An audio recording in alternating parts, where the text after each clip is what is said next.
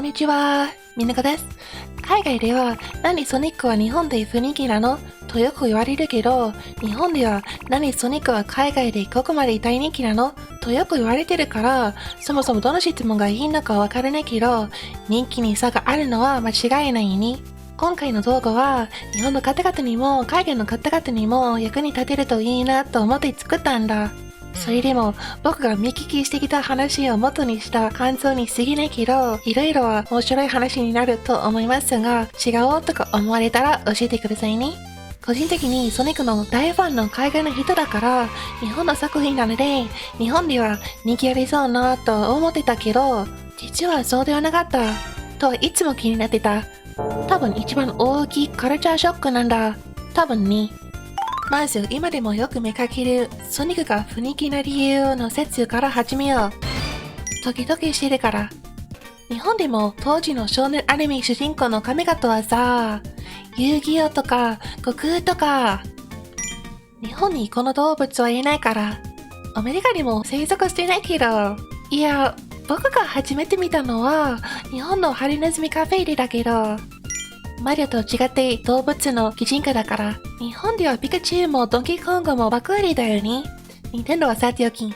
スクエニのチョコボーとモーグリー、いや、小さいにプレイステのクラッシュバンディクーも日本でソニックより売れたらしい。クラッシュが好きだけど、こっちから見ると信じられないことなんだ。可愛さが足りなくてかっこいいから海外の方に受ける。あれ？可愛いと思うけどみんなどう思う？あとドラゴンボールは格要素溢れていて人気があると思うけど。というか、日本版のパッケージはまだ可愛いと思う。アメリカ版のパッケージはもっとかっこいいし、ロックマンもそんな感じだったね。ゲーム自体のデザインが同じで、ロックマンは日本でも海外でも結構売れたので、ソニックは気になる。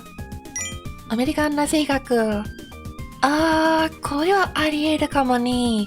よくわからないけど、ソニックの自由な、たまに反抗的な性格のキャラクターは日本で雰囲気になるケースが聞いたことがある。でも、結構研究した結果、それより重大な理由があると思います。一応2つの大事な理由。でも、時間的にややこしい話になりそうなので、時系列作らないとダメかも。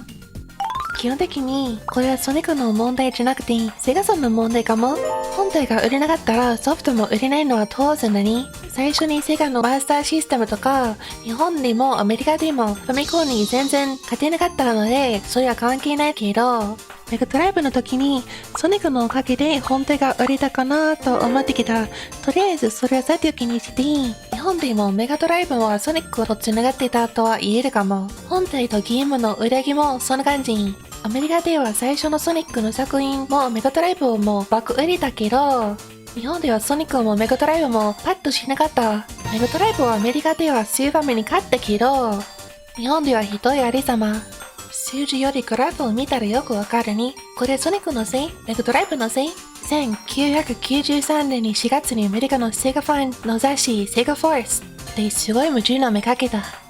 日本でセガのソフトの売り上げでソニックが1位で結構好かれてるね。と、5ページ後に、ソニックは日本で売られてなくて、投資は報われなくて、目標全然達成しそうにない、ともう書いてあった。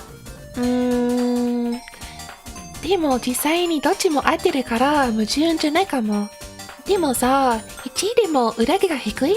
それメガドライブの売り上げが低いってことだよね。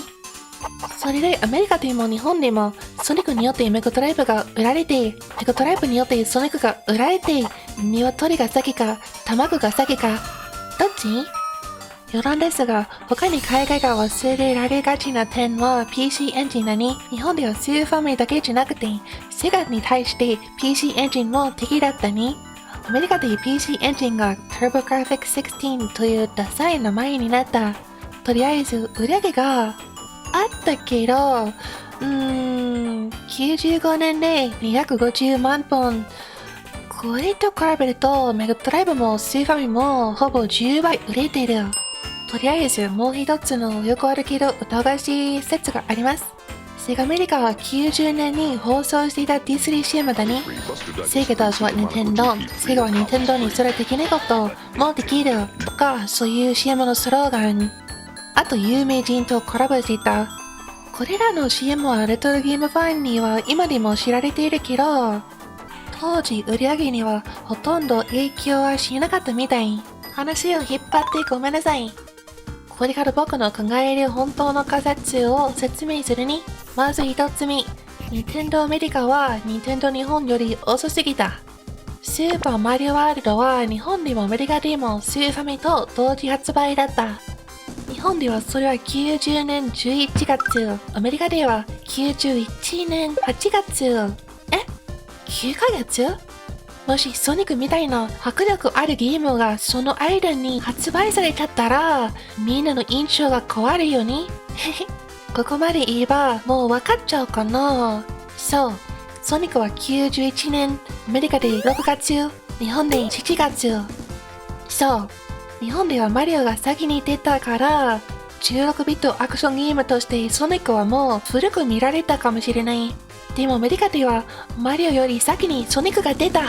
アメリカで先に印象を与えたのはソニックだったんだ。その影響の強さはきっと説明しなくてもいい。でも、もっと大きな理由がもう一つ残っている。いつも通りセガアメリカとセガ日本の考え方が大きく異なっていた。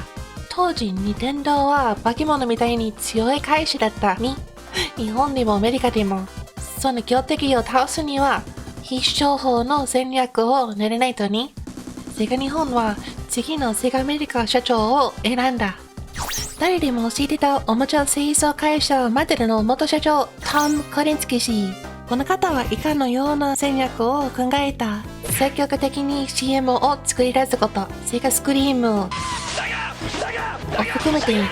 ンテンドーアンチのような会社になること、メガドライブの速さと強さを人々に知らせること、メガドライブを買う人はクールでかっこいいと思わせること、最後に最も重要なのは、重要機の代わりにソニックを同梱作品にしてメガドライブを値下げすること。その最後の提案をセガ日本社長に伝えたら、我々の一番いいゲームを無料で売るなんてと言って椅子を蹴っ飛ばしてセガアメリカ社長はクビになると思っていた。でもセガ日本社長はどう前にして数秒立ち止まってから欧米での決定を頼むためにお前を雇ったので、確信あるなら、やれと言った。いや実際、ひどい残業を乗り越えて作り上げたゲームが無料なんて、おかしいと思うよね。でも、それは限らったらしい。大成功だった。ソニック1の売り上げは1500万を超えたらしい。でもどうこんだからよねと思うけど、本体自体は日本で永遠にその3分の1すら達成しない。一方でアメリカのスーファミ自体の売り上げは日本のに近かったね。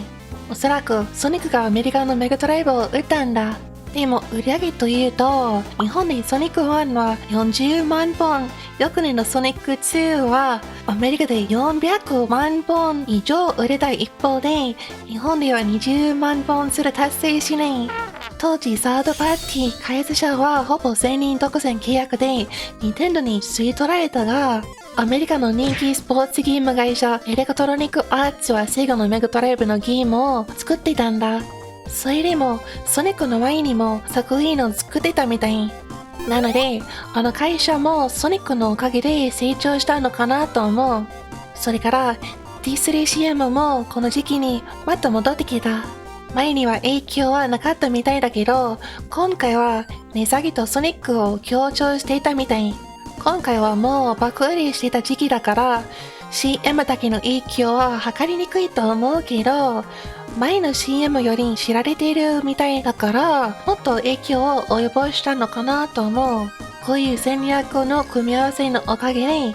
92年にアメリカでセガの市場シェアは 8% から 55% になったんだ。また余談だけど、このビジネス戦略がおかしいように見えるのは当たり前だよね。利益を犠牲にするなんて変だよね。でも本当にセガだけじゃねえ。戦略自体はロースリーダーと呼ばれている。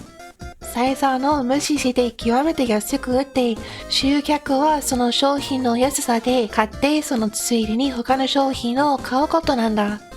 アメリカのコストコはインフレとかで他の商品の価格が上がっても、コストコの有名なホットドッグは相変わらずめっちゃ安い。そのホットドッグの売り上げでは損しても、お客様は喜んで買うわけだし、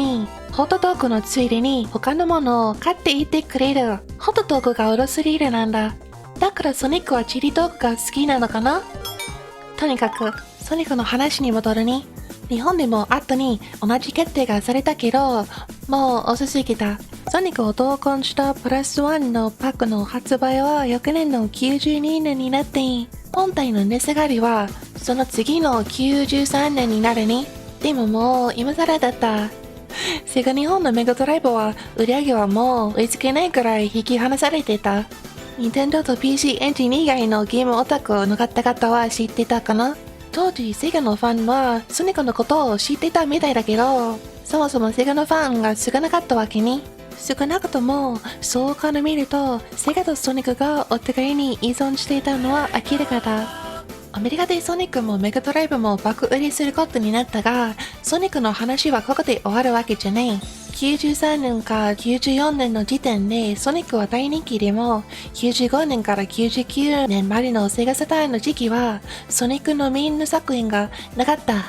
ソニックエクストリームが開発されていたけど、開発中止タイトルになった。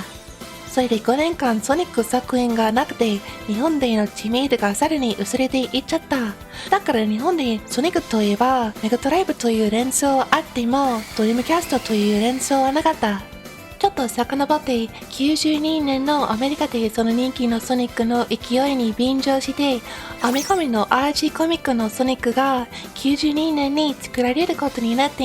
これが後にもっとも長く発行されるゲームを基づいたコミックの世界記録を取ることになった。2つのカートゥーンも93年に作られることになって、ドリームキャストまで勢いが維持されていた。それで99年になった時、人々はソニックのことをまだ知っていて、ソニックアドベンチャーが来るのを期待していた。それも好評になって、ソニアル2も楽しみにされていた感じ。そのソニックのメイン作品のないサターンの時期に、複数のブランドとコラボがあった。マクドナルドまで。ソニーに人気だったシリーズはアメリカで他のメディアでも作品が作られるのはおかしくない。マリオもそんな感じに異例の実写映画があった。最近のマリオムービーに比べると酷評だったことはともかく、日本にもソニックのゲーム以外のメディアはあったわけだに。92年に小学館コミックがあって、小学生向けだから客層が狭いかな。それで96年の OVA、ちょっと今更だったかも。もちろん個人的にソニック X も好きだったけど、2003年の後の話だに。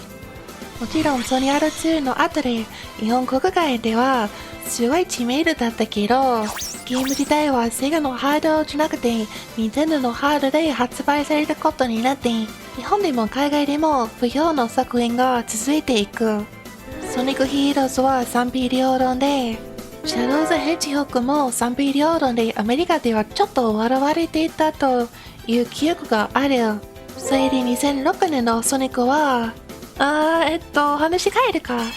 ソニアル2のすぐ後の経過はともかく、現代のマリオ&ソニック・アット・オリンピックシリーズは90年代のセガアメリカの決定のおかげで作られたかなと思う。90年代や00年代に育った英語圏の方々はきっとソニックのことを知っている。10年代の方々もかな。それぐらいの知名度なんだ。あとメガドライブの拡張機器 CD か 32X か、いろんな要因で日本でもアメリカでもいずれセガの印象は下がるけど、この動画はセガじゃなくてソニックのことなのでギリギリ関係ない。この動画はちょっとネガティブな感じになっちゃったかもしれないけど、ソニックを含めて日本のゲームが大好きなアメリカのゲーマーとしてソニックの知名度を上げる方法さえあればなんとかしたいって気持ちあるな。でも日本の方々ができなかったなら僕は何もできないのも当然かな。とは言ってもなんとかしたいという気持ちは残っている。バイリンガル配信者として日本のゲームを英語圏に紹介したり、アメリカのゲームを日本に紹介したりしたいけど、日本のゲームを日本の方々にも紹介したい。とりあえず、この動画を最後まで見てくれて本当にありがとうございます。普通と違って感想みたいな動画になったので、賛否両論になるかなと思うから、その手の違うと思ったら教えてくれたら助かります。当時僕はセガのゲーム機持っていなくて外から見てる感じだったので、最近になって初めて体験してるけど、なんでソニックは日本で人気じゃないのか、なんでドリームキャストでセガのゲーム機が終わったのか、いろいろと面白い研究になったけど、気になる点は他にもまだまだあります。とにかく、これからも海外のオタク文化についての動画を作りたいと思うから、そのことに興味ある方いれば登録していただけると嬉しいなと思います。それでは、またね、バイバイ。